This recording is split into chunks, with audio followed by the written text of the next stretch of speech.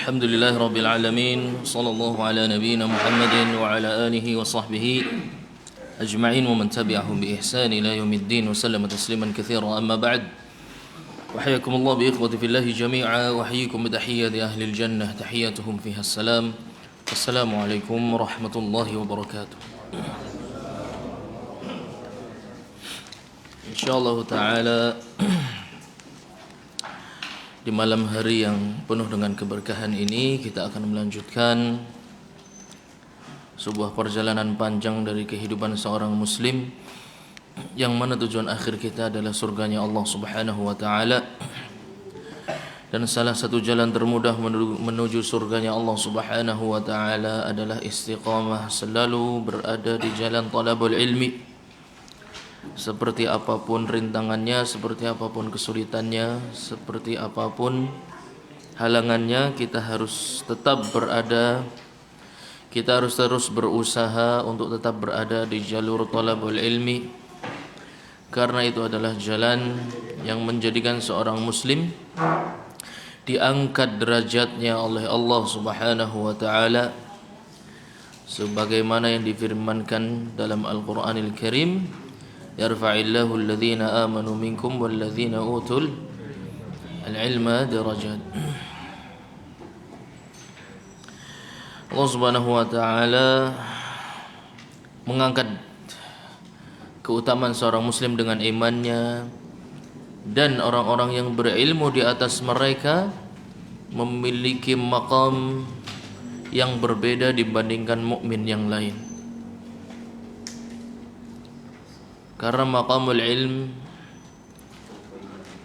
maqam menyebarkan Al-Quran dan Sunnah Nabi Sallallahu Alaihi Wasallam, yang mana puncak dari menyebarkan Al-Quran dan Sunnah adalah menyebarkan hukum-hukum yang terkandung di dalam nas-nas Al-Quran dan hadis-hadis Nabi Sallallahu Alaihi Wasallam, yang mana dengan itu setiap muslim bisa mengamalkan apa yang diperintahkan oleh Allah Subhanahu wa taala dan menghindarkan diri dari apa yang dilarangnya. Oleh karena itu insyaallah taala pada malam hari ini kita akan kembali mempelajari hukum-hukum syariat atau fiqih Islami yang dibangun di atas Al-Qur'an dan sunnah Nabi sallallahu alaihi wasallam, dan fatwa para sahabat dan fatwa para tabi'in dan hadis-hadis yang mursal, yang mana itulah khusus mazhab Hambali, yang mana Imam Ahmad termasuk salah satu dari sedikit ulama yang berhujjah dengan hadis mursal, Akan tapi apakah semua hadis mursal dijadikan hujjah? Tentu tidak. Hadis mursal dalam mazhab Imam Ahmad dijadikan hujjah ketika ada perkara lain yang menguatkan hadis tersebut. Misal hadis tersebut maknanya secara sanad mungkin mursal, hadisnya mursal, akan tetapi mursal ini bukan mursal sahabi, akan tapi mursal tabi'in, mursal yang berhenti di golongan tabi'in. Apakah semua mursal diterima oleh Imam Ahmad rahimahullahu taala? Tentu tidak. Hanya hadis-hadis mursal yang bisa dijadikan hujjah, Bagaimana hadis mursal padahal sanadnya terputus di generasi tabi'in bisa dijadikan hujjah? Ketika misalnya hadis tersebut maknanya sesuai dengan makna Al-Quran, atau maknanya sesuai dengan hadis lain yang sahih, musnad, marfu' sampai ke Nabi sallallahu alaihi wasallam, atau hadis mursal tersebut sesuai dengan fatwa sahabat. Yang seperti ini biasanya oleh Imam Ahmad, hadis meskipun mursal dijadikan hujjah untuk mengambil kesimpulan hukum. Oleh karena itu hendaknya kita mengerti bahwasannya hukum-hukum dalam syariat Islam ini tidak hanya dipetik dari Al-Quran dan Sunnah Nabi Sallallahu Alaihi Wasallam. Kita di satu masalah mengatakan bahwasannya dengan pemahaman para sahabat. Tapi pada prakteknya, ketika berhadapan dengan beberapa masalah yang lain, tidak mengindahkan fatwa para sahabat. Kita akan ambil contoh ya, insyaallah. Ana akan nukilkan kepada antum sebuah permasalahan yang masih baru dan kita masih di dalamnya.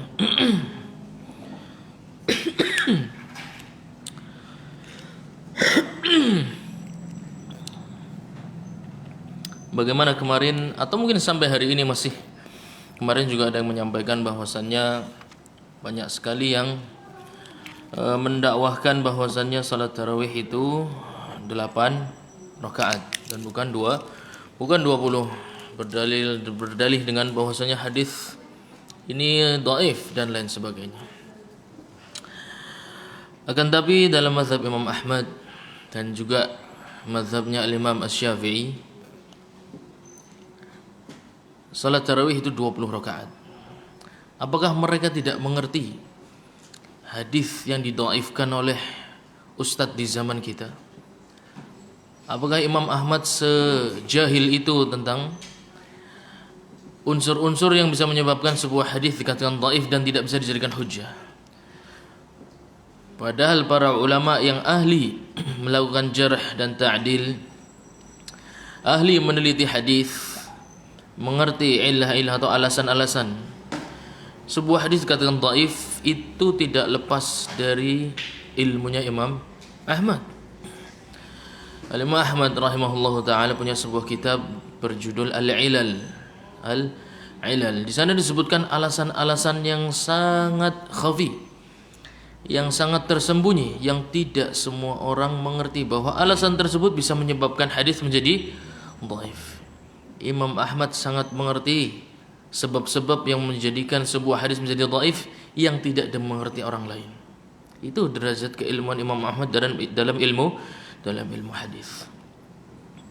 Tapi beliau tetap berfatwa bahwasannya jumlah rakaat tarawih 20. Apakah ulama hadis di zaman sekarang lebih faqih tentang hadis, lebih mengerti tentang ilmu riwayat dibandingkan beliau rahimahullah taala? Kita enggak perlu berbicara tentang ulama hadis yang jumlahnya sangat banyak. Cukup satu saja. Imam Ahmad rahimahullah taala. Kita akan nukilkan ini dalam kitab Faidul Jalil ala Matnid Dalil, yang merupakan kitab muasirin. Di dalam keterangan penulis disampaikan bahwasannya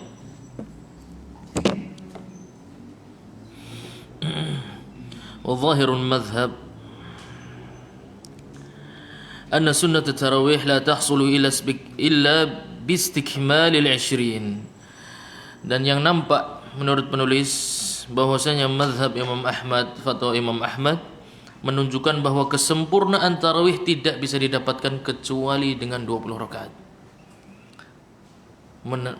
Menunjukkan bahwasanya boleh Imam Ahmad seakan-akan mengatakan boleh saja kurang dari 20 rakaat, akan tetapi kesempurnaannya ada di 20 rakaat. Wa qad dzakara Syekhul Islam Ibnu Taimiyah rahimahullahu taala di dalam fatwanya annahu thabata an Ubay bin Ka'b radhiyallahu anhu kana yaqumu bin nas 20 rakaah fi Ramadan. Dan hadis yang dijadikan hujjah yang mungkin didhaifkan oleh beberapa ulama itu dijadikan hujjah oleh Syekhul Islam Ibnu Taimiyah. Ya, kalau Anda pribadi tidak mengerti alasan mendhaifkannya seperti apa. Terkadang mereka mengikuti Syekhul Islam Ibnu Taimiyah, terkadang seakan-akan tidak kenal dengan beliau. Lalu kita harus bersifat insaf, jangan mengambil fatwa sesuai dengan hawa kita. Karena yang 8 rakaat pun kita harus perhatikan, bukan hanya jumlah rakaatnya, tapi sifat salatnya pun harus diperhatikan. Ana dapat share-sharean Twitter bahwasannya di Florida di Amerika itu imamnya menerapkan salat tarawih, menyelesaikan di rakaat yang pertama surat Al-Baqarah, tidak rukuk kemudian ditambah surat Ali Imran, tidak rukuk kemudian ditambah surat An-Nisa, tidak rukuk kemudian ditambah surat Al-Maidah, mengamalkan hadisnya Hudzaifah ibn al-Yaman. Kalau mau mengambil sunnahnya Nabi sallallahu alaihi wasallam, jangan ambil yang sesuai dengan hawa kita saja. 8 enak, tidak capek, ya dah. Dan ana dengar kemarin bahwasannya kalau ana yang imami tarawih misalnya, ada yang protes karena terlalu lama. Padahal ana hanya mengambil berapa lembar dari surah Al-Baqarah, coba. Ya dah, sudah protes. Ana khawatir kecenderungan kita mengambil yang 8 rakaat itu karena sesuai dengan hawa kita. Apakah syariat Islam itu diukur dengan hawa kita? Atau diukur dengan dalil? Kalau diukur dengan dalil harus fair. Perhatikan kekuatan dalil masing-masing pendapat.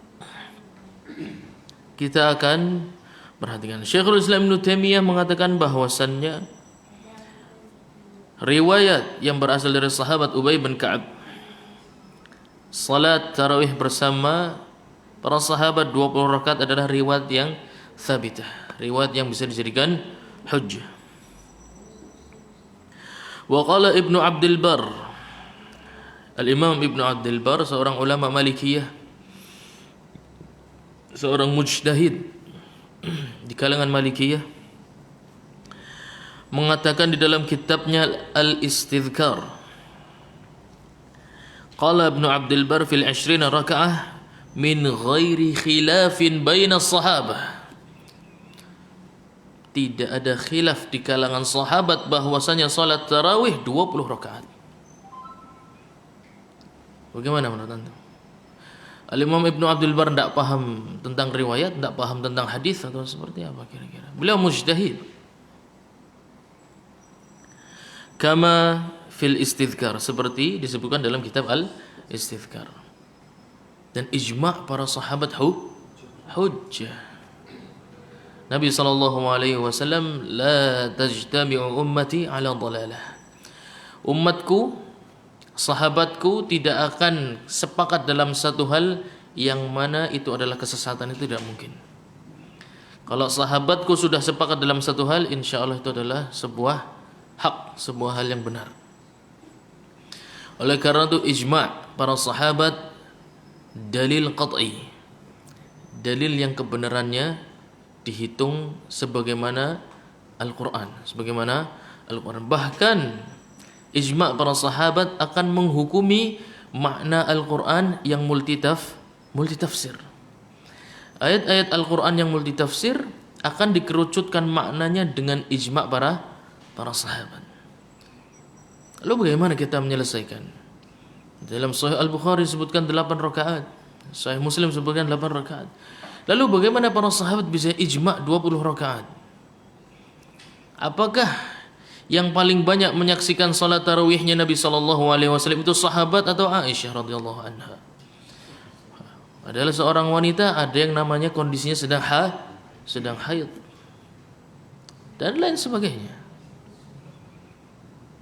Apakah salat tarawih itu sebuah salat yang hanya diketahui oleh istri Nabi sallallahu alaihi wasallam, atau salat yang disaksikan para sahabat dan syiar yang nampak di tengah masyarakat? Apakah itu amalan tersembunyi yang hanya diketahui oleh ummul mukminin? Apakah salat tarawih itu syiar yang dilaksanakan di tengah lapangan kemudian disaksikan banyak sahabat? Yang mana kira-kira? Oleh karena itu seseorang harus jeli. Betul hadis Ummul Mukminin 8 rakaat diriwayatkan oleh Imam Bukhari, betul.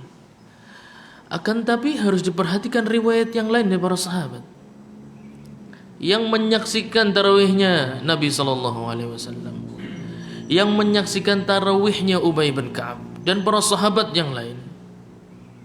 Tentu kita harus memperhatikan adakah riwayat dari mereka, adakah pendapat dari mereka terhadap masalah ini. Kalau ada, maka pendapatnya apa? Kita harus teliti betul. Dan yang mengatakan 20 rakaat, bagaimana kita menafikan hadisnya Ummul Mukminin yang 8 rakaat? Nanti terlalu panjang debatnya ya. Debatnya terlalu panjang. Akan tapi ana hanya menyampaikan bahwasanya 20 rakaat itu adalah pendapat para sahabat min ghairi khilaf, tanpa ada khilaf. Ini disebut oleh Al-Imam Ibn Abdul Bar dalam kitabnya Al-Istidhkar. Dan itu fikih yang disampaikan oleh para sahabat kepada para tabi'in, sampaikan kepada para atba' tabi'in, sampai kepada para imam-imam mazhab. Bagaimana Imam Ahmad sampai berpegang dengan fatwanya para sahabat, dan kebanyakan dari para sahabat kemudian memutuskan bahwasanya kesempurnaan salat tarawih adalah 20 rakaat. Begitu juga Imam Syafi'i, begitu juga Imam Malik, dan banyak para ulama kibar, ulama salaf. Dan Arab Saudi dari dulu sampai sekarang selalu menggunakan 20 rakaat. Hanya di zaman akhir-akhir mulai Syekh Ibnu Utsaimin, Syekh bin Baz, dan mungkin di guru-guru sebelum mereka. Karena Syekhul Islam Ibnu Taimiyah juga mensabitkan riwayat yang 20 rakaat. Jadi baru di akhir-akhir ini muncul gerakan 8 rakaat. Itu gerakan yang baru, maksudnya kampanye atau promosi baru 8 rakaat. Dari zaman salaf ma'ruf, tarawih itu 20 rakaat, ma'ruf dari zaman salaf. Dari zaman para sahabat, dari zaman tabi'in, atba' tabi'in, imam mazhab. Lalu apakah mereka enggak pernah baca hadis? Apakah mereka belajarnya cuma fikih seperti kita misalnya, cuma baca kitab Raudhul Murbi' saja, bagaimana? Mereka Imam Ahmad dari subuh, sebelum subuh sudah berangkat untuk mengumpulkan hadis. Bahkan Al-Imam Ibnul Jauzi rahimahullah mengatakan, Imam Ahmad itu 2 kali mengelilingi bumi 2 kali cuma untuk mengumpulkan hadis, mengumpulkan fatwa para sahabat yang tersebar di berbagai belahan bumi. Barulah beliau akan menyimpulkan, bukan seperti kita. Lihat satu hadis langsung ambil kesimpulan. Imam Ahmad mengetahui ribuan hadis, ratusan ribu hadis. Bahkan disaksikan oleh anaknya 1 juta hadis dihafal oleh Imam Ahmad rahimahullahu taala. Beserta sanadnya secara lengkap. Yang sahih, yang dhaif dan lain semuanya dihafal. Sanad dan maknanya beliau paham. Baru akan disimpulkan apakah 20 rakaat yang afdal atau 8 rakaat. Antum pilih yang mana terserah antum. Ya, baik. Insyaallah taala kita akan lanjutkan bab masah al-khuffaini. Tapi jangan langsung dirubah besok jadi 20 rakaat ya. Lanjut aja. Khair insyaallah. Yang jelas kalau imamnya bacanya panjang jangan protes ya. Jangan protes karena tarawih itu memang ibadah yang panjang, mengambil waktu banyak dari malam hari kita. Mengisi waktu malam dengan qiyam, qiyam, itulah salat tarawih. Itu salat tarawih, bukan cepat-cepat yang penting witir sama imam kemudian pulang, bukan seperti itu. Jangan sampai ketika kita beribadah itu tujuan kita itu akhir dari ibadah tersebut, bukan. Nikmati rakaat pertama, dinikmati. Kalau tidak paham yang dibaca imamnya apa, berarti salah sendiri. Iya kan? Jangan salahkan imamnya, baca terlalu panjang. Anda tidak paham, Anda bosan dengan bacaan Quran imamnya karena terlalu panjang, karena tidak paham isinya, itu kesalahan Anda sendiri. Bukan salah imamnya. Imam membacakan Al-Quran supaya antum mengambil pelajaran dari Al-Quran, mengambil faedah dari Al-Quran. Adapun antum tidak bisa mengambil faedah dari bacaan imam, salah sendiri. Betapa banyak institusi, lembaga-lembaga yang membuka kelas bahasa Arab. Sangat banyak dah. Sangat banyak. Kenapa tidak mau sungguh-sungguh belajar, mengorbankan waktunya, hartanya, jiwanya, raganya untuk belajar bahasa Arab? Banyak orang di luar sana mengorbankan itu semua cuma untuk biar bisa memahami Al-Quran dan Sunnah Nabi Sallallahu Alaihi Wasallam. Kalau sudah bertahun-tahun belajar sampai baca Quran saja ndak bisa, sedikitlah paling tidak ikut merasakan ini sedang cerita kisahnya Nabi Nuh alaihi salam. Ini sedang cerita tentang penduduk surga. Ini sedang cerita tentang penduduk neraka. Kalau belum bisa mengikuti kenikmatan bacaan imam, maka harusnya menyalahkan diri sini, bukan nyalahkan imamnya, baca terlalu panjang dan lain sebagainya. Waliyadzubillah. Tidak boleh seperti itu. Ibadah tujuan kita Allah Subhanahu wa taala, bukan cepat-cepat pengen pulang. Kalau pengen cepat-cepat pengen pulang, enggak usah ikut aja sekalian. Salat tarawih di rumah sendiri, terserah mau baca qul huwallahu ahad semua juga enggak apa-apa. Adapun sudah ikut di jamaah, harus menghargai pemimpin rombongan salat, yaitu imam salatnya, hargai. Berikan porsinya, berikan makomnya. Mau baca sepanjang apapun ikuti, ya itulah imam antum. Ikuti. Kalau tidak bisa mengambil faidah berarti salah sendiri. Baik. Barakallahu fikum. Kemarin kita sudah sampai pada perkataan muallif rahimahullahu taala wabtida'ul muddati, dan waktu awal penghitungan rukhsah yang bernama bolehnya mengusap di atas dua khuf atau yang semisalnya seperti kaos kaki, dengan syarat-syarat yang akan disebutkan nanti. Kapan waktu 24 jam itu dimulai atau 72 jam itu dimulai? Min hadatsin ba'da lubsin ala tahiril aini. Coba silahkan angkat tangan yang bisa menjelaskan paragraf ini. Wabtida'ul muddati min hadatsin ba'da lubsin ala tahiril aini. Jelaskan itu dulu.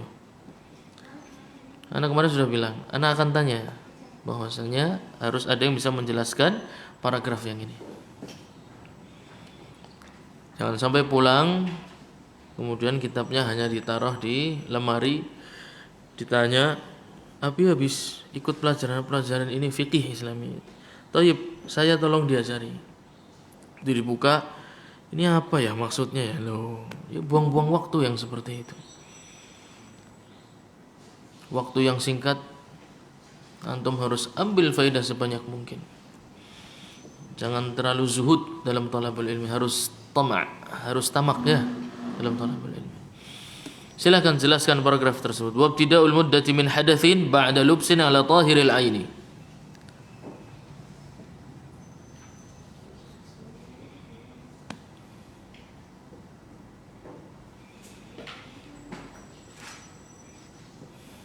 Jangan sampai kita melangkah terlalu jauh, ternyata cuma ya hanya semu saja.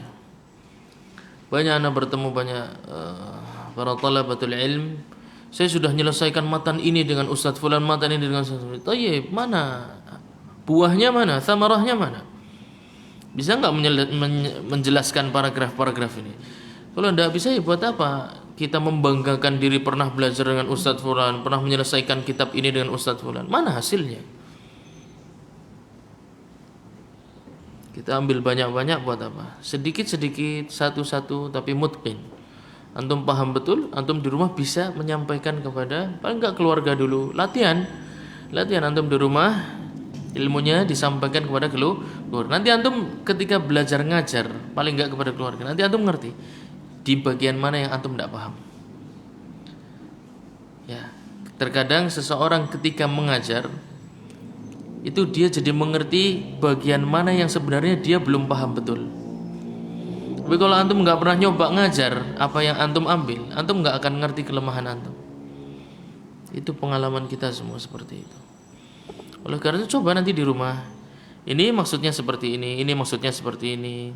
Hadis ini maksudnya seperti ini, ada kalimat yarfa'uhu maksudnya ini, hadis ini seperti ini, maksud kalimat ini begitu, ini kaitannya dengan ini seperti apa, begitu, sehingga selesai dari materi, antum menguasai materi, tinggal murojaah saja.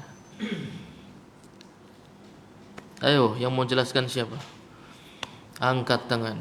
Wabtida'ul muddati min hadatsin ba'da lubsin ala zahiril aini.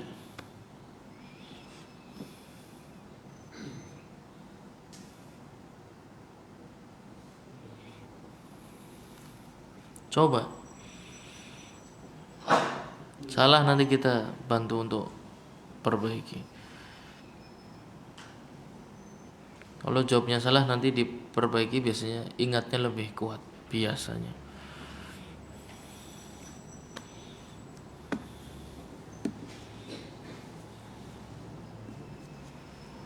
Ayo.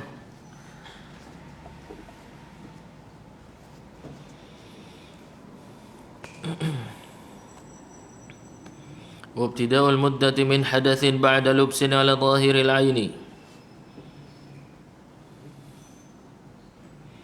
Apa yang dikandung dari paragraf yang ditulis oleh muallif di sini?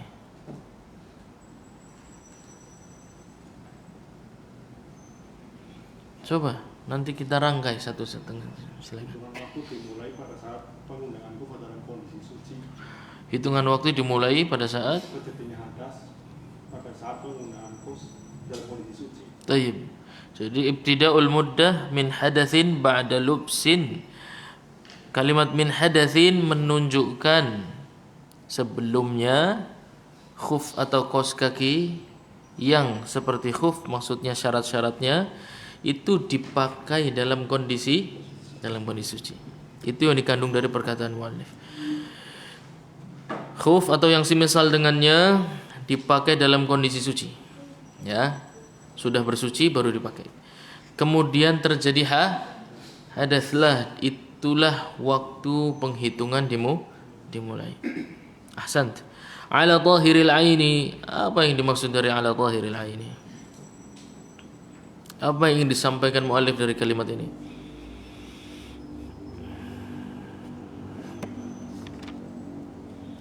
Yang zahir apanya? Orangnya, airnya, khufnya atau yang semisal dengannya.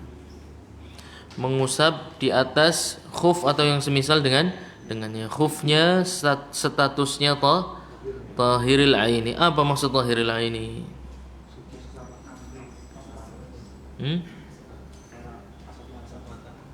Suci secara kasat mata. Suci dari najis, sederhana. Suci dari najis. Suci dari najis ada dua. Najis yang apa? Ainiyah atau najis yang hukmiyah. Yang dimaksud di sini suci dari najis yang apa? Ayo udah jelaskan begitu, apa susahnya? Mengusap di atas khuf atau yang semisal dengannya, disyaratkan bahwasannya khuf tersebut atau yang semisal dengannya tidak terbuat dari sesuatu yang najis ainiyah. Baik.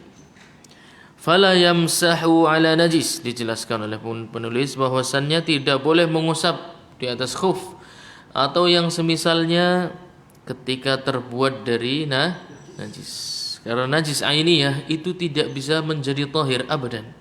Ya. Ya, najis yang bisa berubah menjadi tahir yang seperti apa? Najis yang apa? Yang hukmiyah. Pada asalnya dia tahir, kemudian kejatuhan najis atau ketempelan najis. Tidak boleh mengusap di atas khuf atau yang semisalnya terbuat dari kulit babi misalnya atau kulit anjing, walau fi darurah, kepepet. Ini saya pakai karena kedinginan. Ya, saya pakai karena kedinginan, minus 50 derajat. Kalau saya copot, kaki saya bisa membeku, saya nggak bisa jalan dan tulang saya sakit. Antum pernah kedinginan sampai tulangnya sakit? Kena angin? Pernah nggak? Ya, itu baru suhunya berapa? Bayangkan minus 50. Ya. Jadi jangan meremehkan. Betul, di kondisi cuaca yang ekstrim seperti itu, orang-orang darurah harus menggunakan penutup kaki. Yang paling penting kaki. Baik terbuat dari kulit maupun terbuat dari bulu. Walau fi darurah, meskipun darurat, saya nggak bisa dilepas khufnya. Kalau dilepas saya bisa, kondisinya berbahaya. Tetap harus dipakai, tapi nggak boleh mengusap. Mau dicuci pakai air langsung malah mempercepat ajal, ya kan? Mempercepat ajal. Diusap pakai air langsung dia nggak berani, terlalu dingin. Diusap juga nggak bisa karena terbuat dari bahan yang najis. Lalu apa solusinya? Tayammum.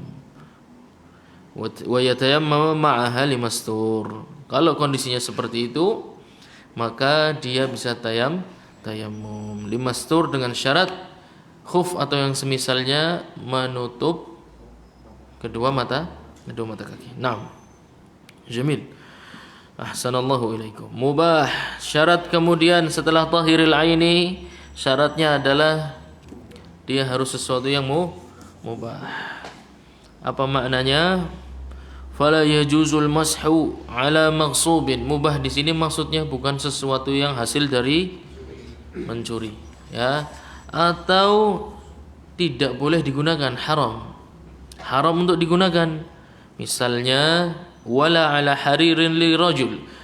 Sutra, ya, sutra enggak boleh untuk siapa? Untuk rajul enggak boleh. Lianna lubsahu ma'siyah fala tustabahu bihi rukhsah. Karena menggunakan barang curian itu maksiat. Nyolongnya saja sudah maksiat. Dipakai sekalian, gitu. Lebih nambah-nambah lagi. Fala tustabahu bihi rukhsah, dan rukhsah atau kemudahan itu tidak diberikan kepada kondisi-kondisi perbuatan maksiat. Karena perbuatan maksiat harusnya ditinggalkan. Kalau diberi kemudahan namanya mendukung. Dan syariat Islam tidak mendukung perbuatan maksiat. Oleh karena itu tidak boleh mengusap atau menggunakan syariat masah al-khuffaini ketika bendanya haram. Kalau yang pertama tahiril ain tadi bendanya najis. Sekarang haram, tidak najis tapi haram. Misalnya haram adalah hasil mencuri atau terbuat dari bahan yang enggak boleh digunakan oleh laki-laki. Baik. Tahiril aini, Anda menyinggung sedikit yang kemarin. Berarti kita boleh menggunakan syariat masah al-khuffaini ketika khufnya atau yang semisalnya terbuat.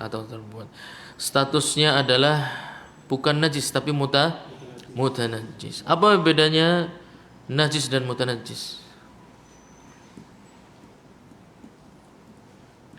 Kalau najis memang punya Aini. Najis itu aini. Mutanajjis itu hukmi. Paham tom? Sahil. Kalau yang dilarang adalah yang aini, ya, menunjukkan kalau khufnya statusnya mutanajjis, boleh enggak masah di atas keduanya? Boleh.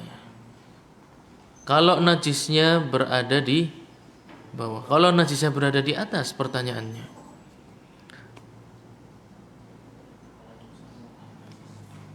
Kemarin Anda bacakan naskah dari Kasyaful Qina. Tahirul aini walau masa ala khuffin tahiril aini lakin bibatinihi aw qadamihi najasatun la yumkinu izalatuha illa binas'ihi jazal mas'u alaih. Kalau kondisi khufnya tahirul ain, dia bukan najis yang aini, ya. Tapi najisnya hukmi atau mutanajjis.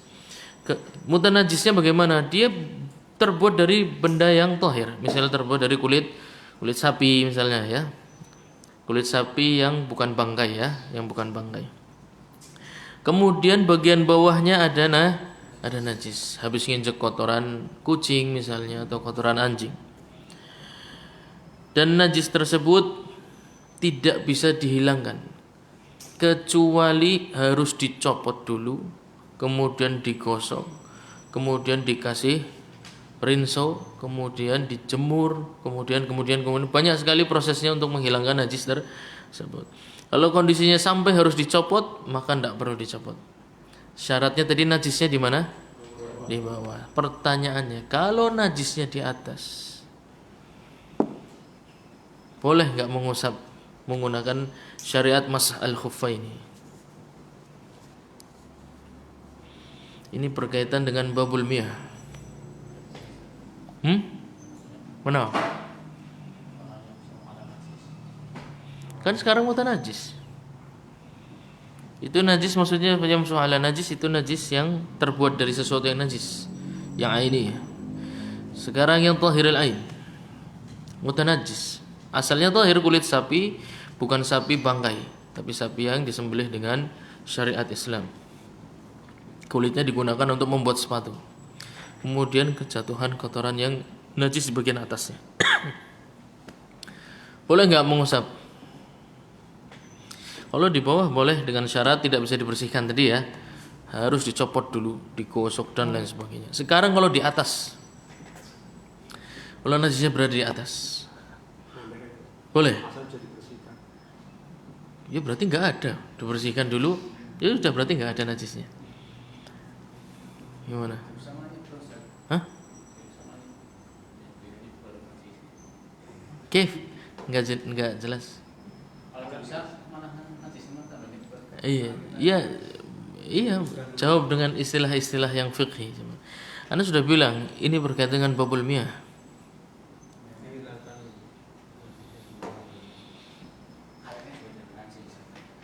Airnya banyak apa sedikit? Ya sudah. Air sedikit ketemu najis hukumnya? Wes kayak gue paham. Iya selesai. Mengapa kalau najisnya berada di atas kita tidak boleh mengusap di atasnya? Karena air yang kita gunakan berjumlah sedikit dan air yang sedikit ketika bertemu dengan najis hukumnya najis. Selesai. Paham tuh? Baik. Satirinil mafrud. Sekarang syarat berikutnya bahwasannya khuf tersebut atau yang semisal dengannya satir lil mafrud, menutup batas yang harus dibasuh ketika dia berwudu. Ketika berwudu di bagian kaki kita harus membasuh sampai kemana? Sampai ke Ka'bain. Ka'bainnya ikut dibasuh enggak? Kan ayatnya ilal Ka'bain. Dapat dari mana antum ma'a? Wong ayatnya aja ilah kok. Hah? Ijma' sahabat coba.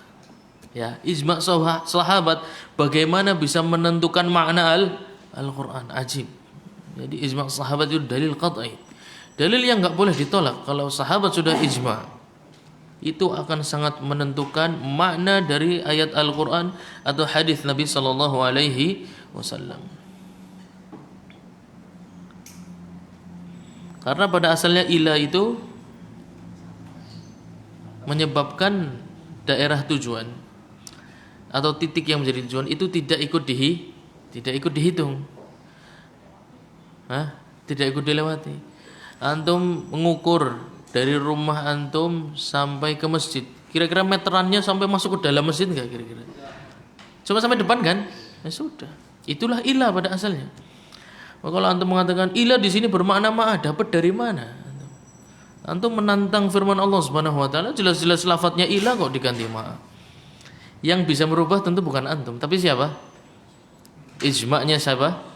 Ijma'nya para sahabat bisa menentukan makna Al-Quran. Yang ilah bisa berubah jadi bisa jadi ma'a. Dan beberapa ayat Al-Quran menunjukkan bahwa ilah itu bisa terkadang bermakna ma'a. Dan itu sudah kita jelaskan di bab yang sebelumnya. Satirul mafrud. Khuf atau yang misalnya menutup sampai bagian yang harus dibasuh ketika dia berwudu secara normal. Walau bisyaddihi aw syarjihi, meskipun kazurbul alladhi lahu saqun wa ura yadkhulu ba'daha fi ba'd. Antum bisa cek di Google ya, tulis zurbul gitu, nanti keluar gambar sepatunya. Ya, dimanfaatkan, teknologi itu dimanfaatkan. Ya, teknologi. Ya. Coba yang punya HP tulis zurbul gitu, nanti keluar.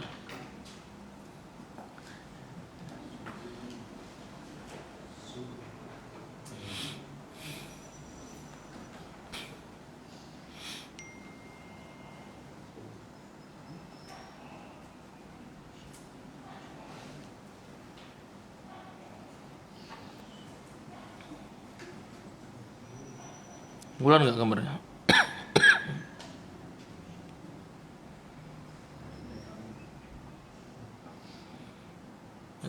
Zurbul itu semacam pelindung kaki dengan bentuk seperti sepatu atau kaos kaki, akan tetapi bagian atasnya, jadi bukan bagian yang di bawah ya, tapi yang ke atas. Bagian ke atasnya ini apa? Kendor. Ya, bagian ke atasnya kendor, bagian bawahnya yang seperti ini rapat ya. Maksudnya kenceng, nempel dengan sempurna. Bagian atasnya kan kendor. Kendor tapi bisa diikat. Maksudnya apa? Supaya antum bisa nentukan tingginya mau seberapa gitu loh. Mau tinggi dimaksimalkan sampai setengah betis, yang ngikatnya nanti di atas. Mau lebih turun sedikit, itu kendornya sengaja. Ya. Sunana gambarnya ya. Preman. Anak sikile dalam ini sih. Preman sih sikil berbeda. Ini bagian bawah, ini bagian yang ke atasnya ya. Yang bagian ke atasnya ini terbuat agak longgar. Tujuannya supaya bisa naik turun, tidak selalu kencang terus. Ya. Nah, bisa naik turun. Tergantung keinginan yang punya. Saya pengen pakai lagi, pengen agak sedikit turun, ya sudah diturunkan, kemudian diikat. Saya pengen agak tinggi, berarti dimaksimalkan mungkin sampai setengah, kemudian baru diikat. Tergambar nggak kira-kira? Gambar ya? Iya, tuh atasnya kan kendor ya. Atasnya itu kendor, bawahnya nempel dengan kaki. Tapi bagian atasnya kendor, menyesuaikan keinginan yang punya. Pengen makainya setinggi apa? Share di grup, ya. Bisa, pendekar bisa. Sendal pendekar. Tapi sendal pendekar bukan yang dimaksud di sini. Yang dimaksud di sini itu yang rapat, tapi bagian atasnya itu kendor, ya. Bagian atasnya kendor. Bagian bawahnya rapat, bagian atas kendor. Kalau sendal pendekar nggak rapat semua ya, nggak rapat semua. Ini rapat, bagian bawah rapat, bagian atas kendor. Kira-kira seperti itu. Karzulbul ladzi lahu saq wa ura yadkhulu ba'daha fi ba'd. Bisa model yang kendor. Model yang kedua itu seperti tadi yang sendalnya pendekar, tapi kalau sendal pendekar terbuka semua enggak. Ini yang bagian bawah rapat, tapi yang ke atas seperti sendal pendekar. Tapi ini kalau ini ada model ikatannya. Kalau diikat jadi rapat dia. Kalau dibuka longgar. Kalau diikat seret jadi rapat semua. Enggak ada yang nampak sedikit pun dari kulit yang pakai. Nah, kira-kira seperti itu. Sadir lil mafrud kazarbul. Fala yamsahu ma la yasuru mahal al-fardhi.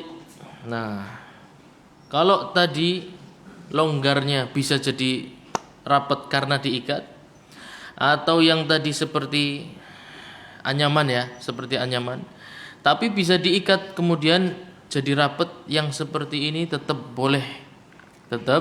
boleh diusap di atasnya karena mengambil hukum khuf ketika diikat. Ketika diikat dia menjadi seperti apa? Seperti khuf, meskipun kalau dibuka ikatannya dia longgar. Kalau dibuka nggak boleh. Tapi kalau sudah diikat dia seperti khuf, boleh dilakukan masal khuffa ini. Fal yamsahu ma la yasturu mahal al-fard li qisarihi. Kalau terlalu pendek sampai di bawah kedua mata kaki tidak boleh. Au sa'atihi, longgar, sepatu boot. Ya, sepatu boot tinggi betul, tapi longgar. Ya enggak? Kelihatan bagian yang harus dibasuh ketika berwudu. Au safaihi, atau transparan. Transparan. Betul satir menutup sampai di atas kedua mata kaki, tapi transparan, nampak warna kulitnya, sebenarnya juga tidak bisa. Au kharaqin fihi wa in saghara, atau sedikit ada sobek ya, lubang, sedikit ada sobek lubang hatta maudhi'al kharzi, meskipun sangat kecil lubangnya. Meskipun sangat kecil lubangnya, itu tetap tidak boleh dilakukan masah di atasnya model seperti ini. Fa in dhamma wa lam yabdu minhu syai', kalau bolongnya tadi bisa dirapetin ya. Kemudian diganjel pakai apalah, dijepit, dipeniti. Nah, kemudian pas dipakai lubang ini tidak nampak, yang seperti ini dijadikan hukum khuf, maka boleh untuk dilakukan masah di atasnya. Yang enggak boleh itu yang mana tadi? Terlalu pendek di bawah kedua mata kaki. atau menutup kedua mata kaki tapi longgar. Baik longgar, baik nampak, ya kan? Yang tadi punya pendekar, ya, nampak kulit-kulitnya. Yang mana ketika diikat seret jadi rapat dan tidak nampak warna kulit. Kalau diikat boleh. Kalau dibuka seperti ini maka tidak boleh. Au safai atau transparan, atau ada lubang sobek meskipun sangat kecil, akan tetapi kalau sobekan tersebut bisa ditutup, kemudian pas dipakai tidak nampak lagi sobeknya, maka kembali boleh diusap. Yathbutu binafsihi. Yathbutu binafsihi.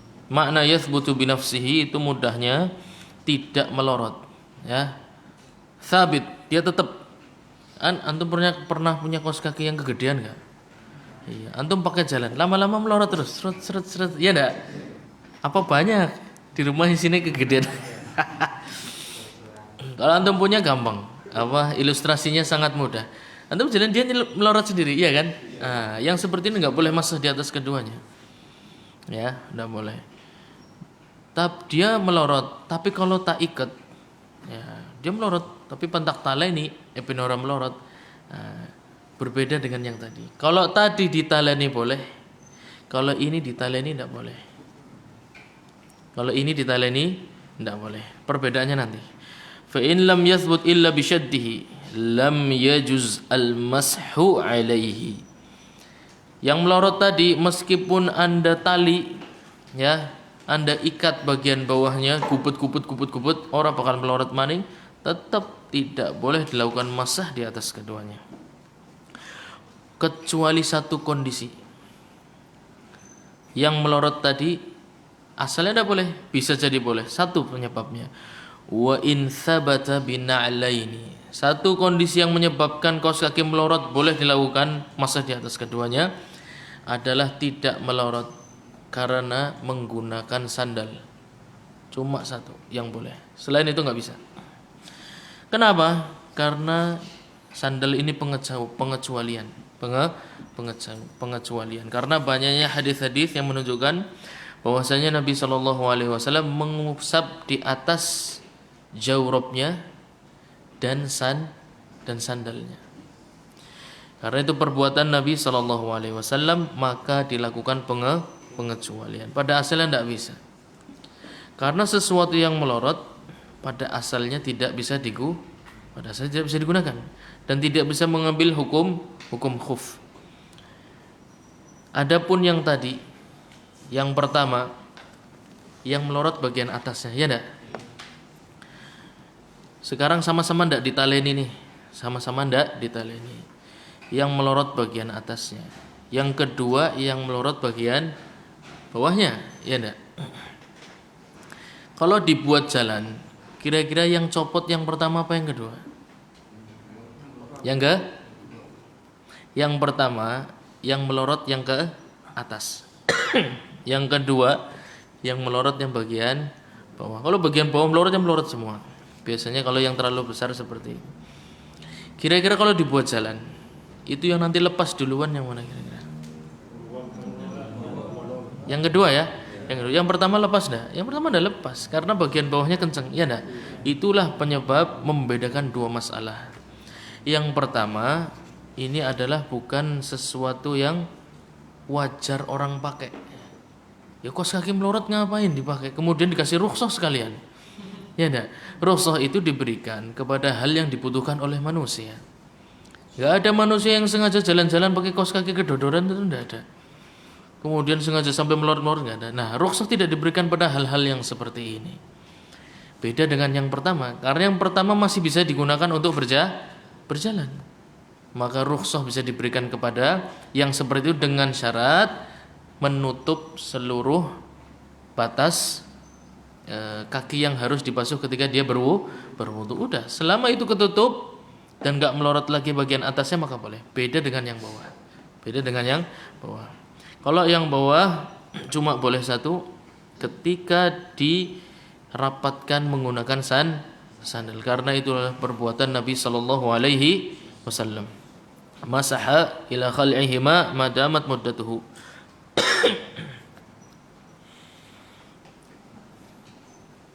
Akan tetapi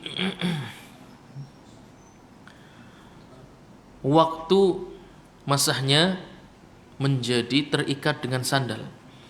Kalau dia menggunakan kaos kaki misalnya dan sandal, kemudian masah di atas keduanya, waktunya terikat dengan waktu yang umum tadi yang 24 jam dan 72 jam plus terikat dengan sandal. Kalau sandalnya dilepas maka harus mengulangi karena tadi dia dapat rukhsah menggunakan jawrabain dan sandal. Maka kalau sandalnya lepas, rukhsahnya pun kembali hilang dan harus mengulangi bersucinya kembali. Nah, wala yajuzul mashu ala ma yasqut. Nah, di sini jelaskan kaidah umumnya tidak boleh mengusap pada sesuatu yang copot atau melorot pada umumnya ketika digunakan untuk berjalan.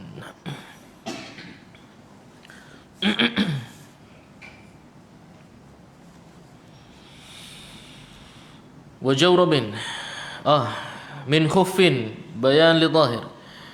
Tadi disebutkan syarat-syaratnya. Kita ulangi ya. Wabtida'ul muddati min hadatsin ba'da lubsin ala ini syarat-syarat dimulai. Syarat yang pertama, tahiril aini. Kemudian syarat yang kedua adalah mubah. Syarat yang ketiga adalah satir lil mafrud. Syarat yang keempat adalah yathbutu bi nafsihi. Lah, syarat-syarat ini kalau dipenuhi bisa dipakai ketika apa yang diusap. Yang diusap adalah yang pertama adalah khuf ya. Yang pertama adalah khuf min khuffin. Syarat tadi dipenuhi bisa digunakan ketika yang diusap adalah khuf min khuffin. Dari tulisan muallif di situ min khuffin. Ay yajuzul mashu ala khuffin yumkinu mutaba'atul masyi fihi 'urfa. Qala al-Imam Ahmad laisa fi qalbi min al-mashi syai'un fihi 40 haditsan an Rasulillah sallallahu alaihi wasallam. Al-Imam Ahmad ingin membantah kelompok-kelompok yang menisbatkan kepada mereka yang menganggap syariat ini sudah dihapus karena bertentangan dengan apa? Bertentangan dengan apa?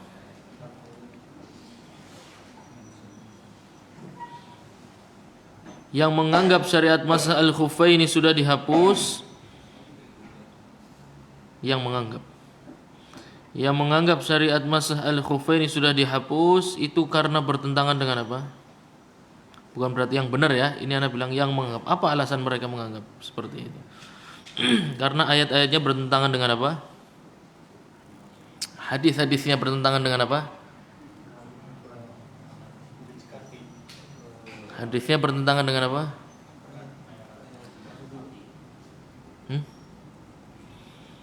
Dengan ayat apa? Baik, baca ayatnya. Silakan dibaca.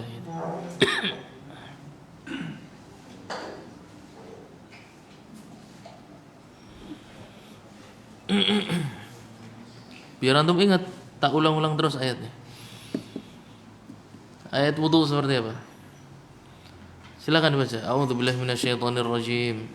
Ya ayyuhalladzina amanu Naam. idza qumtum ila sholati faghsilu wujuhakum Mm. wa aydiyakum ila al-marafiq wamsahu bi ru'usikum wa arjulakum ila al-ka'bayn. Nah, maka ayat tersebut memerintahkan kita untuk apa? Untuk membasuh kedua kaki. Kenapa Anda mengusap di atas khuf atau di atas kaos kaki? Jelas-jelas perintah ayatnya adalah membasuh atau mencuci kedua kaki. Berarti ketika antum mengamalkan hadis ini akan bertentangan dengan Al-Qur'an. Bagaimana cara menyelesaikannya?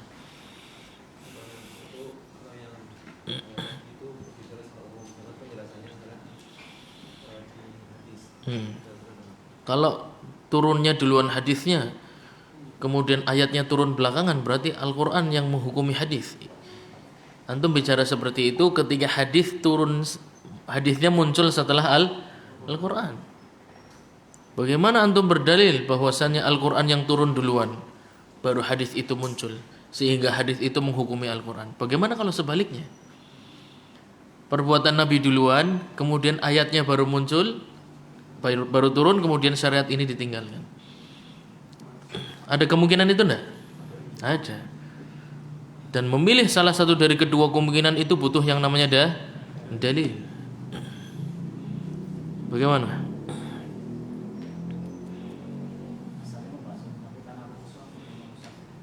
Asalnya sama. Kesimpulan itu muncul ketika antum mengatakan bahwasanya ayat tersebut turun terlebih dahulu. Kemudian baru ada perbuatan Nabi, maka perbuatan Nabi merupakan pengkhususan. Ya, bahwasanya ada rukhsah dalam umum ayat tersebut. Tapi ada kemungkinan terbalik.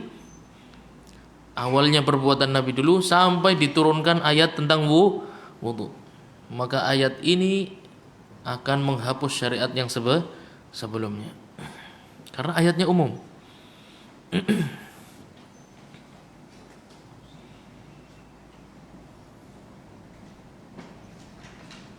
Taib, biar enggak terlalu lama. Dalam kitab Syarah Al-Muntaha sama karangan Al-Imam Al-Buhuti, beliau menukil sebuah hadis yang berasal dari sahabat yang mulia Jarir. Qala ra'aitu Nabiy sallallahu alaihi wasallam. Aku melihat Nabi sallallahu alaihi wasallam bala, buang air kecil. Wa tawadda, kemudian berwudu. Thumma masaha 'alal khuffaini. Begitu sampai di kaki, beliau sallallahu alaihi wasallam mengusap kedua khufnya. Tapi kalau cuma hadis ini, antum tidak bisa menyimpulkan bahwasannya ayatnya itu turun sebelum hadis ini. Harus menggunakan pemahaman para ulama. Baik. Qala Ibrahim An-Nakhai. فكان يعجبهم ذلك لأن إسلام جرير كان بعد نزول المائدة. حديث متفق عليه. Al-Imam Ibrahim An-Nakhai menyampaikan bahwasannya Islamnya Jarir itu setelah turunnya surat Al-Maidah. Menandakan kemungkinan yang dua tadi, menandakan bahwasannya yang benar adalah hadis itu mengkhususkan keumuman yang ada di dalam Al-Quran dan tidak dibalik. Ya, karena Islamnya Jarir, kan Jarir mengatakan aku melihat Nabi sallallahu alaihi wasallam buang air kecil, kemudian berwudu dan mengusap di atas kedua khufnya. Ternyata Islamnya Jarir itu setelah surat Al-Maidah tuh menunjukkan hadis mengkhususkan keumuman ayat. Jadi butuh sebuah penelitian yang menyatakan bahwasannya Jarir masuk Islam setelah surat Al-Maidah tuh turun. Di situ kuncinya. Kalau cuma pakai ngerti naskah ayatnya dan hadisnya tidak cukup. Orang Syiah akan mengatakan Al-Maidah turun belakangan setelah hadis bahwasannya Nabi SAW mengusap di atas khufnya. Ulama yang lain mengatakan tidak, Al-Maidah turun duluan, baru muncul hadis. Bagaimana menghukumi di antara keduanya? Mana yang betul? Harus dilakukan sebuah penelitian. Cari kapan Jarir masuk Islam. Nah, di situ kuncinya. Ternyata datang riwayat dari para sahabat bahwasanya Jarir masuk Islam setelah turun surat Al-Maidah. Dengan ini perbuatan kaum Syiah yang menolak syariat masa al-khuffaini bertentangan dengan ijma' para sahabat. Baik. Qala al-Imam Ahmad laisa fi qalbi min al-mashi syai'un. Aku tidak ragu sedikit pun tentang syariat masa al-khuffaini. Fihi 40 haditsan an Rasulillah sallallahu alaihi wasallam. 40 hadis aku temukan langsung bersambung sampai ke Nabi sallallahu alaihi wasallam. Dan kita sampaikan bahwasanya Al-Imam Al-Hasan Al-Basri mengatakan haddatsani sab'una min ashabin Nabi sallallahu alaihi wasallam. Kalau Imam Ahmad mengatakan arba'un 40, Al-Imam Al-Hasan Al-Basri, seorang tabi'in ma'ruf, mengatakan bahwasannya 70 orang dari golongan sahabat meriwayatkan kepadaku, haddatsani, ya, meriwayatkan kepadaku 70 orang dari golongan sahabat. Al-Imam Al-Hasan Al-Basri termasuk tabi'in golongan apa berarti? Golongan kibar, bertemu sampai 70 sahabat golongan kibar. Haddatsani sab'una min ashabi Nabi sallallahu alaihi wasallam annahu masaha 'alal khuffaini. 70 orang sahabat memberikan kepadaku informasi bahwasanya Nabi sallallahu alaihi wasallam mengusap di atas kedua khufnya. Wa jawrabin safiqin. Selain khuf, tadi kita sudah ambil khuf, sekarang yang kedua yaitu jawrab. Bedanya khuf dan jawrab apa? Khuf dari kulit, jawrab dari selain kulit. Wa huwa ma yulbasu fir rajuli ala hay'atil khuffi min ghairi jild. Dan itu adalah sesuatu yang bentuknya seperti khuf, dipakai terbuat dari selain kulit.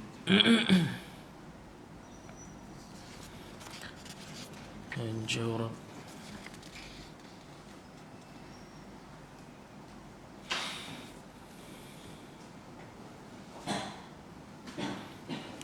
Mengenai jawrab, beberapa ulama menolak jawrab, menolak penggunaan. Zaman sekarang antum bisa menggunakan kaos kaki misalnya, ya. Semua yang terbuat dari selain kulit itu disebut dengan jawrab. Jawrab safiq, dengan syarat jawrab tersebut safiq, tebal, yaitu maksudnya menutup warna kulit. Sebentar.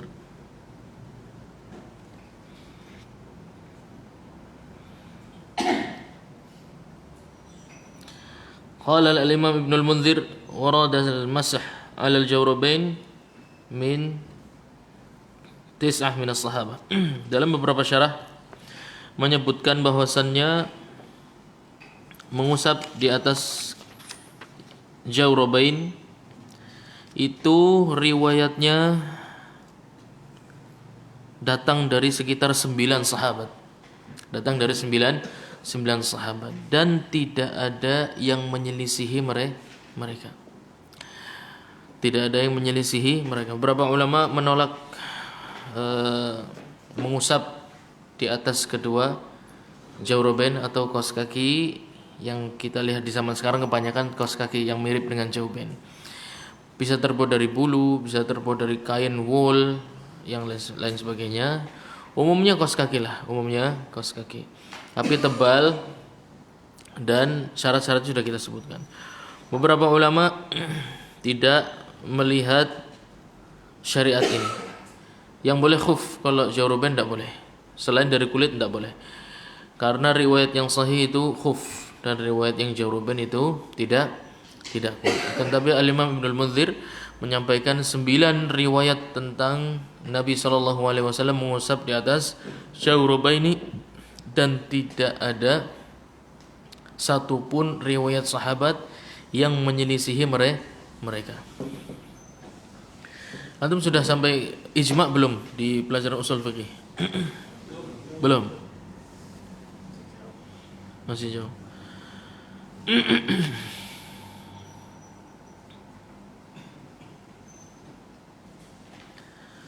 Jadi jawrabain 9 sahabat berfatwa atau meriwayatkan hadis tentang jawrabain, tanpa ada satu sahabat pun yang menyelisihi mereka. Dan yang meriwayatkan ini adalah para ahli fatwa. Kalau yang meriwayatkan para ahli fatwa, maka bisa dihukumi ijma' sukuti. Dia ijma' bukan karena banyaknya sahabat yang setuju, bukan, tapi karena yang berfatwa itu sahabat yang ahli dalam berfatwa. Kemudian sahabat lain yang ahli dalam berfatwa pun tidak menyelisihi pendapat tersebut. Oleh karena itu dinamakan ijma'. Ijma' dengan cara diamnya para ahli fatwa. Karena diamnya para ahli fatwa menunjukkan setuju. Karena seorang ahli fatwa tidak boleh diam terhadap kemungkaran. Tidak boleh diam terhadap kemungkaran. Maka ketika ada fatwa dari sahabat yang mulia Ibnu Abbas radhiyallahu anhu tentang bolehnya nikah apa? Mut'ah. Lihat perbuatan sahabat yang lain yang ahli fatwa. Mereka berbondong-bondong mengingkari fatwa tersebut. Seperti itulah para ahli fatwa di zaman para sahabat. Kalau ada yang salah, mereka akan segera mengingkarinya. Tapi kalau mereka setuju, mereka cenderung diam. Itu yang namanya ijma' sukuti. Ijma' yang disimpulkan karena tidak ada khilaf. Pendapat satu atau dua sahabat yang ahli fatwa, kemudian tidak ada pendapat sahabat lain menyelisih pendapat itu, maka seakan-akan pendapat tersebut adalah ijma' sukuti. Ijma' sukuti ini, pendalilan dengan ijma' sukuti ini khilafiyah. Dalam mazhab Imam Ahmad ijma' sukuti dalil. Dalam mazhab Imam Ahmad ijma' sukuti dalil. Ana tidak mengerti dalam mazhab yang lain. Ana enggak ngerti dalam mazhab yang lain, apalagi dalam mazhab Al-Imam Asy-Syafi'i. Kemungkinan bukan dalil. Ana lupa. Kemungkinan bukan dalil. Maka boleh untuk mengusap di atas kedua kaus kaki kita kalau kita sedang menggunakannya dan hendak bersuci, dan sebelumnya digunakan atau dipakai setelah kita bersuci. Dalam kondisi suci digunakan, kemudian datang hadas, kemudian ingin berwudu, maka boleh untuk mengusap di atas keduanya. Min khuffin wa jawrabin safiqin wa nahwihima, dan yang semisal dengannya, kal jarmuqi wa yusammal muqa wa huwa khuffun qasirun fayasihul mashu alaihi li fi'lihi alaihi salatu wassalam. Rawahu al-Imam Ahmad. Kalau khuf itu tingginya sampai setengah betis. Tapi kalau tingginya cuma sampai di atas mata kaki namanya jurmuk atau al-muq. Namanya al-jurmuk atau al-muq. Sama. Jadi intinya bukan tinggi atau pendeknya, intinya menutup batas yang harus dibasuh ketika berwudu. Wa yasihul mashu aidan ala imamatin mubahatin lirajulin la imra'atin li'annahu sallallahu alaihi wasallam masaha 'ala al-khuffani wal imamah. Kita sudah sebutkan di awal, kita sebutkan bab ini akan bercerita tentang 5 hal yang boleh diusap sebagai pengganti wudu. Ada 2 di kaki, ada 2 di kepala. Yang satu bisa di mana-mana. 2 di kaki kita sudah sebutkan, ada khuf dan jawrab. Sekarang masuk yang berada di kepala. Sekarang masuk yang berada di kepala. Wa yasihul mashu aidan ala imamah.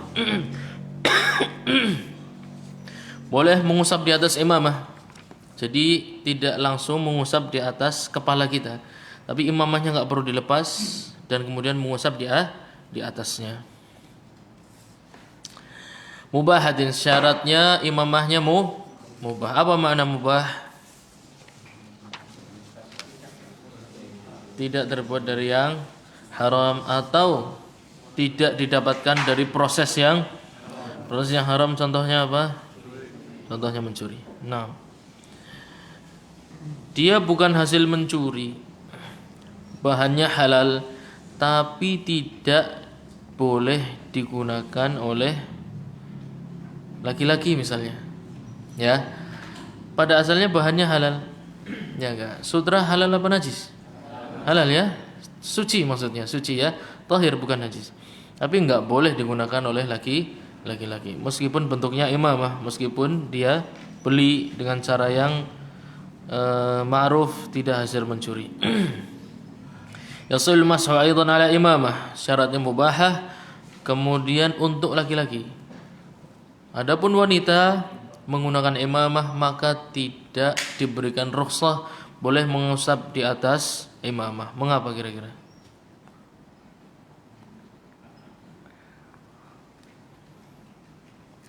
Kalau laki-laki boleh, kalau perempuan nggak boleh. Kenapa?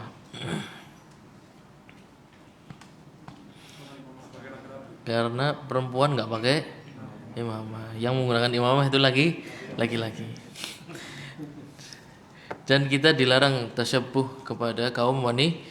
Kaum wanita pun dilarang tasyabbuh kepada kaum laki-laki. Dan imamah itu ciri khas kaum laki-laki. Maka wanita yang menggunakan imamah dianggap melakukan perbuatan yang haram, yaitu tasyabbuh dengan kaum laki. Oleh karena itu rukhsah tidak diberikan terhadap sesuatu yang haram atau perbuatan maksiat. Li'annahu sallallahu alaihi wasallam masaha 'alal khuffaini wal imamah. Karena Nabi sallallahu alaihi wasallam mengusap di atas khufnya dan juga di atas imamah. Hadza idza kanat. Kemudian kita masuk kepada syarat imamahnya yang seperti apa sih? Apakah semua imamah yang kita lihat mungkin yang di udeng gitu ya? Udeng jari wong Tegal. Namanya imamah. Hadza idza kanat muhannakah. Dalam mazhab Hanabilah tidak semua imamah boleh diusap di atasnya. Hanya beberapa hal ada syaratnya. Yang pertama, imamah yang muhannakah, wa hiya allati yudaru minha tahta al-hanaki kaurun bi fathil kaf fa akthar. Yaitu imamah yang pada salah satu putarannya itu masuk ke bawah dagu. Yudaru minha tahta al-hanaki. Ya, putar, salah satu putarannya masuk ke sini, kemudian diputar lagi di atas. Nah, salah satu putarannya masuk ke sini, kemudian diputar lagi di atas sampai habis dilipat ke dalamnya. Pernah lihat imamah enggak? Imamah itu panjangnya bisa sampai 4 meter. 4 meter atau 6 meter, 45 sampai 6 meter.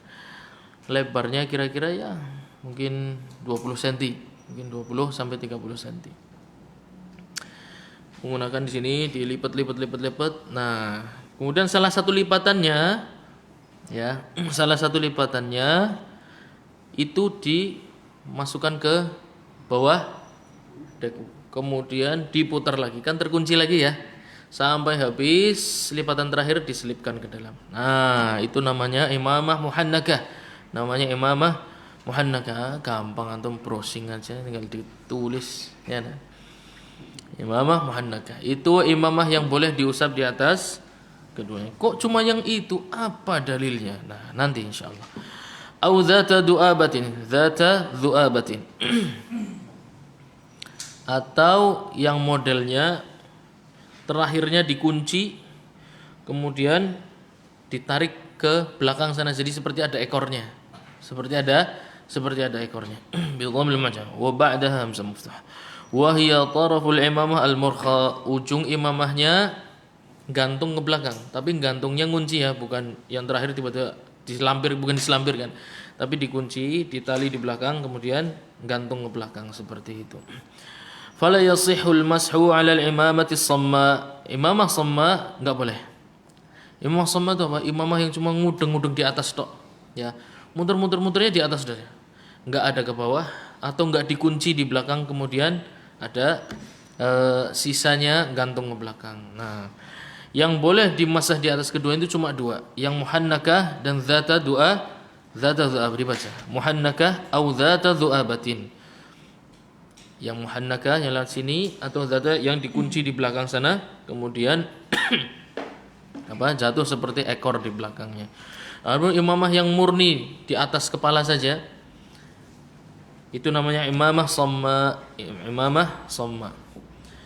Yang seperti yang somma itu tidak boleh masah di atas keduanya. Alasannya karena imamah di zaman Nabi sallallahu alaihi wasallam adalah muhannakah dan dzata dzu'abah. Lalu imamah somma ada enggak? Imamah somma ada di zaman Nabi sallallahu alaihi wasallam. Itu imamahnya siapa? Ahlul zimmah. Imamahnya ahlul zimmah. Dan Nabi SAW melarang kita untuk tasyabbuh dengan ahlu zimmah. Oleh karena itu rukhsah tidak diberikan kepada imamah samma, tidak diberikan kepada imamah samma yang cuma di kepala saja. Ya, nggak lewat sini dan juga nggak ikat di belakang sampai ada ekornya. Kemudian alasan yang kedua, karena imamah shamma itu tidak ada beban untuk dicopot, ya, tidak ada masyakoh, tinggal dicopot, dibasuh, dipakai lagi. Beda dengan yang muhannakah, mau dicopot gimana? Antum ke bawah, ya enggak. Nah, di situ muncul namanya masyakoh, sehingga nggak bisa dicopot karena sudah ngunci di sini, ya, kayak helm, ya, ngunci di sini. Nah, ini nggak bisa dicopot, kecuali dibongkar semua. Nah, itu menyebabkan masyakoh. Karena kalau sudah dibongkar masangnya lagi butuh waktu lama, ya enggak? Itu masyakoh. Oleh karena itu boleh atau ngunci di belakang sana. Lah, ini harus dibongkar dulu kunciannya, kemudian baru dicopot semua. Repot juga sama. Cuma dua imamah yang boleh dilakukan masah di atas. Adapun yang cuma di atas kepala saja atau shamma itu tidak boleh dilakukan masah. Harus dicopot kemudian menggunakan air dibasuh di atas kepala kita. Wa yushtaratu aidan an takuna satiratan lima lam tajri al-'adatu bi kashfihi.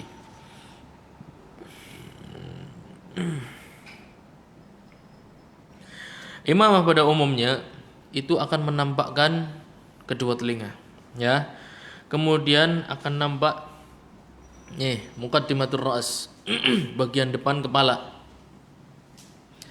Kepala sama wajah sama enggak kira-kira? Ra's di sini, ini wajah, ya. Ini wajah. Apa dalilnya kepala dan wajah itu berbeda? Dalilnya ayat wudu lah, ya enggak? Ya, idza qumtum ila salati faghsilu wujuhakum wa aydiyakum ilal marafiq wamsahu biru'u, berarti wajah dan kepala dibedakan dalam syariat Islam. Kepala ini tempat umumnya tumbuh rambut. Wajah yang biasa antum lihat ketika bertemu dengan orang lain, yang nampak di depan ini wajah, ya. Kalau enggak kelihatan hidungnya berarti bukan wajah. Biasanya imamah itu kalau dipakai muqaddimatur ra's atau rambut bagian depan ini terlihat. Ya, udhunain juga terlihat. Jawanibur ra's nih, rambut-rambut samping juga terlihat. Fa yu'fa anhu. Kita harus ambil di khuffaini,